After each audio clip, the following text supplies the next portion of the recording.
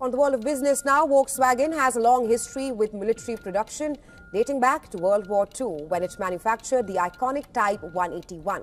Wegen des Ukraine-Kriegs und nun wegen der Forderungen von US-Präsident Trump, dass Europa mehr für seine eigene Sicherheit tun müsse.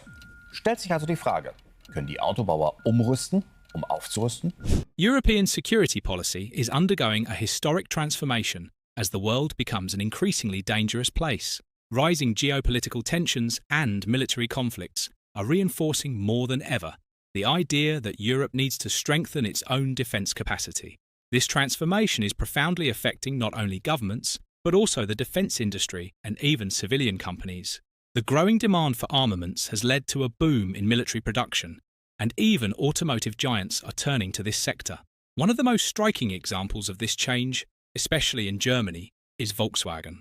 Founded in 1937 to produce cars for the general public, the legendary brand is now preparing to produce military equipment for the German army. So what does this change mean?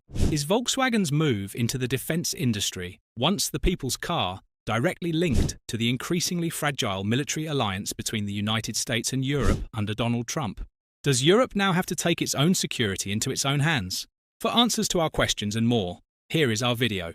But first, please do not forget to subscribe to our channel, turn on notifications, and give us a like to stay up to date with our content. The German car maker is adapting to geopolitical shifts with an eye on military equipment production. The renowned German car maker, Volkswagen, has announced its willingness to explore producing equipment for the German military as part of Europe's rearmament efforts. Volkswagen Chief Executive Officer Oliver Blume said that the company is ready to consider concepts for the production of military equipment. However, he emphasized that there are no offers from potential partners at this stage. Blume noted that the group has extensive expertise in the automotive industry and can provide consulting and technological support if needed, without immediately committing to production facilities. Blume's comments reflect Germany's move to strengthen its military capabilities, driven in particular by fears over the possibility of reduced United States military support under the administration of former President Donald Trump. The declining interest of the United States in NATO has the European wing worried about its military defence. US President Donald Trump has stated that they spend the most on the international military alliance, which only brings harm. He also said that NATO member states should increase their military spending to 5%. These statements prompted European Union member states to take steps to further distance themselves from the US military industry. Germany, France and Portugal have taken the boldest steps. France is calling on European countries to prioritise investment in the continent's arms manufacturers and to move away from US weapons due to unprecedented spending on defence. French EU Minister Benjamin Haddad said that prioritising the European defence industry is the only way for Europe to be autonomous and control its own security. Portugal, for its part, is taking a more daring stance, backing down on replacing its US-made F-16 fighter jets with more modern F-35s. This is one of the first examples of US President Donald Trump undermining a potentially lucrative arms deal. The Portuguese Defence Ministry said the F-35s were not excluded from the selection process for F-16 replacements. With Trump once again threatening to annex Greenland and threaten Canada, there are fears that the US government may decide to block access to software updates and spare parts needed to make the F-35 fully operational. Outside the EU, Canada is one of the countries that opposes the US on military industry. Canada is planning to review the contract with the US for F-35 fighter jets.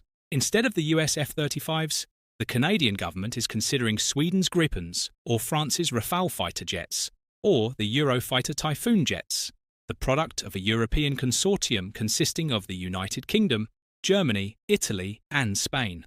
Turning back to the EU after Canada, another bold actor willing to give up the US military industry is, as we mentioned, Germany. Germany is currently making a serious effort to nationalise and diversify its military-industrial production areas.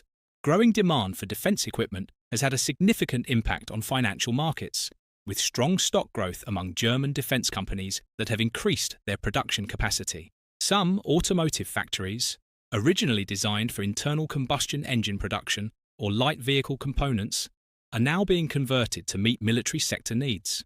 The industrial flexibility of these plants can enable rapid adaptation to new defence market requirements, especially for armoured vehicles or aerospace components. The shift to military production is not an isolated case. but part of a larger trend in which various manufacturers such as Rheinmetall and KNDS Group are preparing to adjust their auto parts factories to facilitate weapons production. The historical significance cannot be ignored. Volkswagen was originally founded during the Nazi regime, which adds layers of complexity to this new venture. Beyond producing armed vehicles for the Nazis in World War II, the company developed and produced the Volkswagen Type 181 for the West German Army, and later for civilian customers in the United Kingdom and the United States. Here, the model was better known as the Thing. Volkswagen is also involved in the defence industry through a joint venture between the MAN truck and bus brand and Rheinmetall AG, which produces military vehicles. Now, German car factories are over capacity due to a sharp decline in vehicle exports, which have now halved from pre-pandemic levels.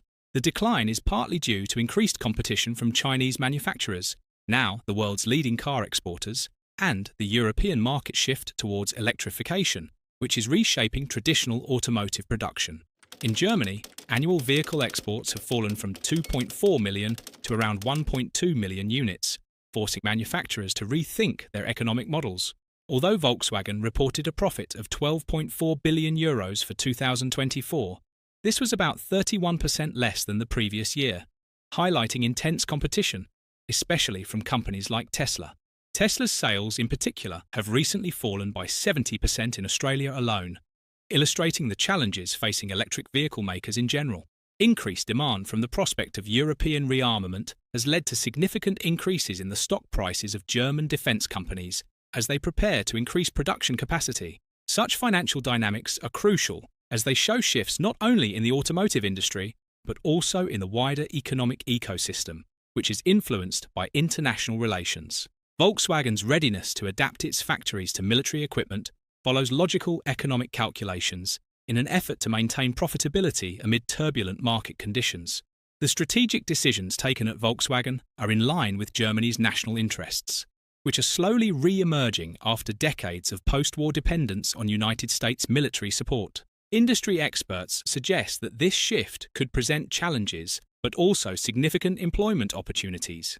Adapting automotive factories to meet military demands will require skilled, talented workers skilled in new technologies. As it grapples with these transitions, Volkswagen undoubtedly stands at the crossroads of innovation and historical resonance. Volkswagen's upcoming decisions will be closely watched, encompassing both its approach to military contracts and its strategies aimed at restoring profitability. The company's unique history can perhaps provide insights in line with contemporary challenges and expectations regarding its role on the global stage and as a spokesperson for European defence production. Volkswagen's developments resonate on many levels, becoming a symbol of a changing geopolitical climate, addressing economic pressures, and being reminded of the historical mistakes of its past are some of these resonances. A period of rearmament could return such heritage brands to paths reshaped by today's global needs. But along with the opportunity to develop new business areas, companies in the civilian industrial sector that want to be part of the defence industry also face major challenges. In addition to addressing their corporate governance and ethics, they will need to comply with numerous regulations. The defence and security sector is a highly regulated sector, where the influence of legislation and public authorities is uniquely intense and not truly comparable to any other industry. For example, certain problems arise in public procurement.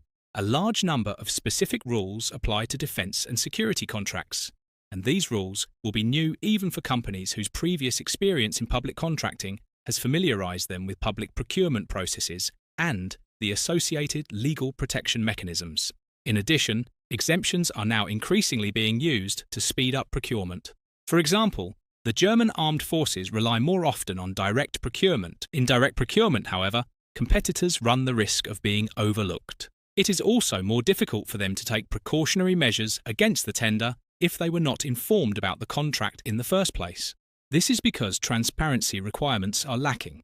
Antitrust law must also be taken into account if a company plans to work with other companies that may already be established in the defence sector.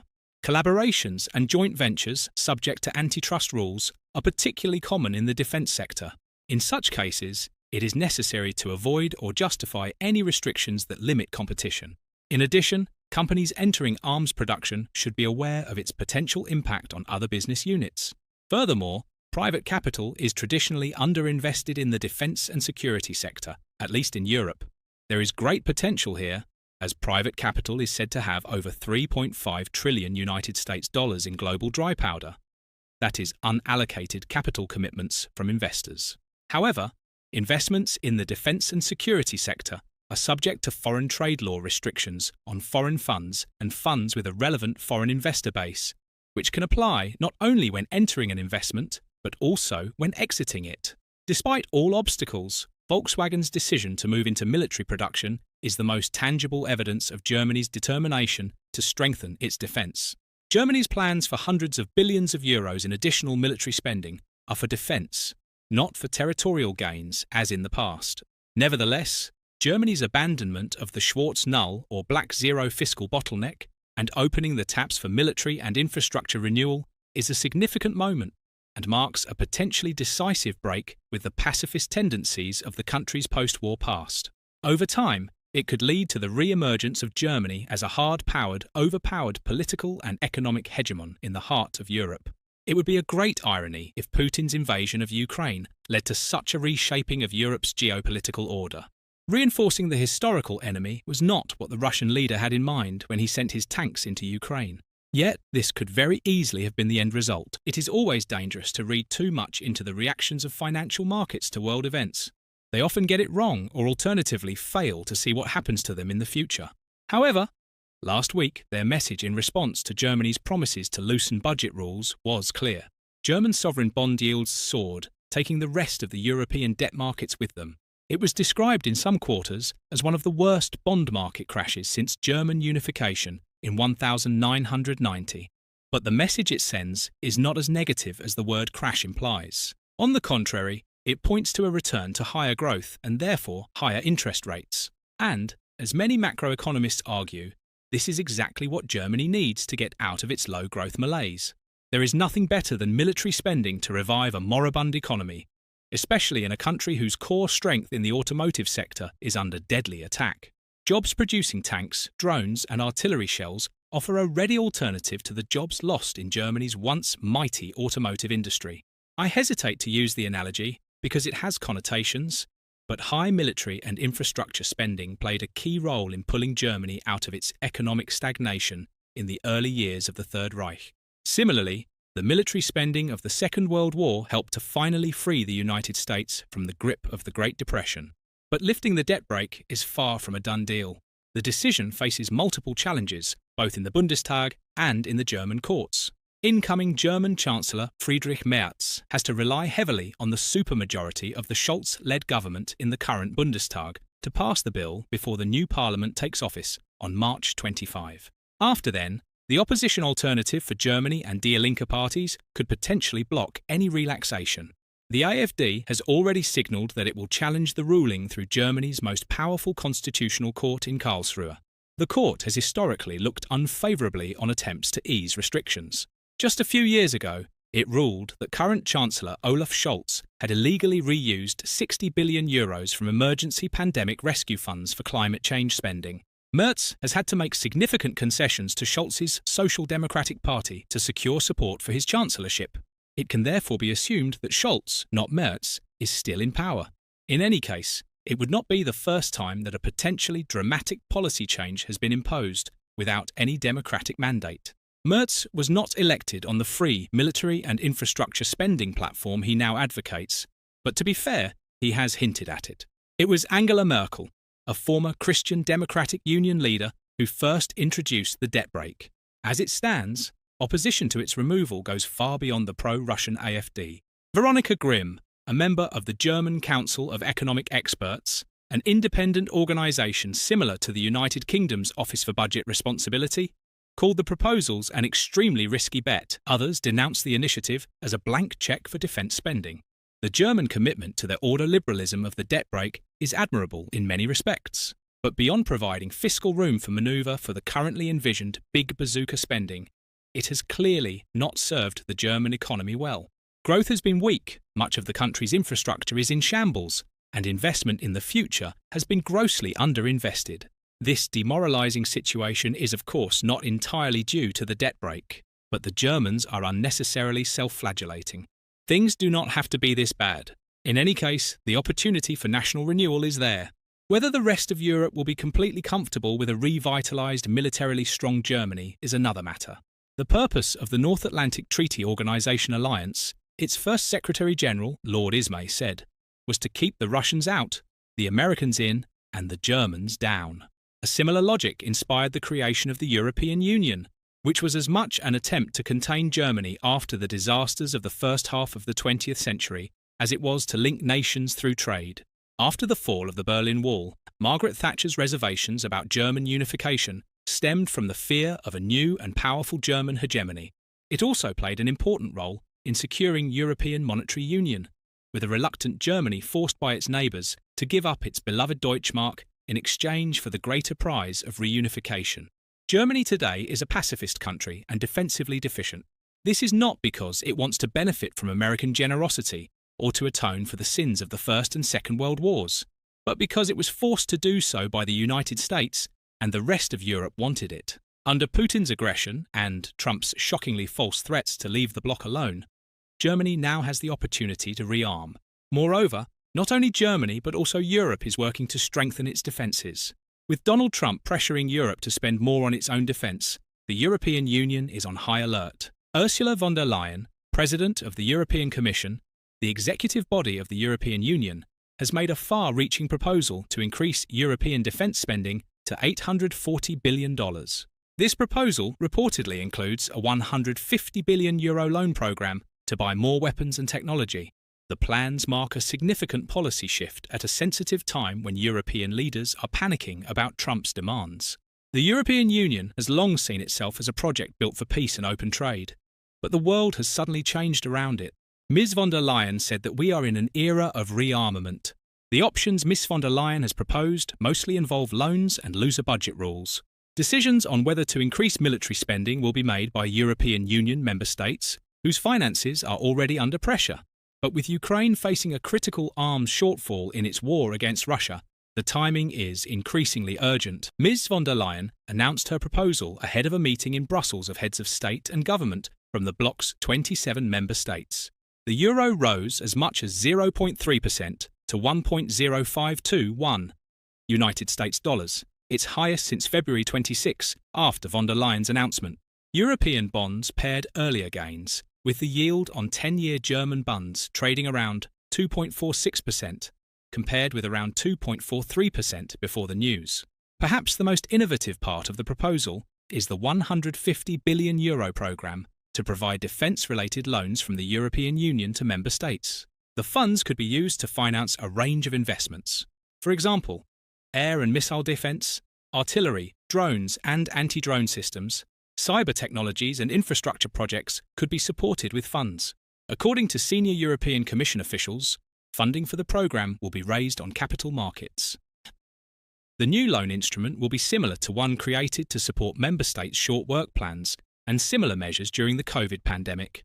The legal basis cited by the Commission indicates that it will not require the unanimous support of all member states. This means that countries such as Hungary could avoid potential vetoes, according to people familiar with the matter, who were granted anonymity to discuss the sensitive talks. But a broader move towards new European Union borrowing to provide non-repayable grants would have to win the support of 27 member states.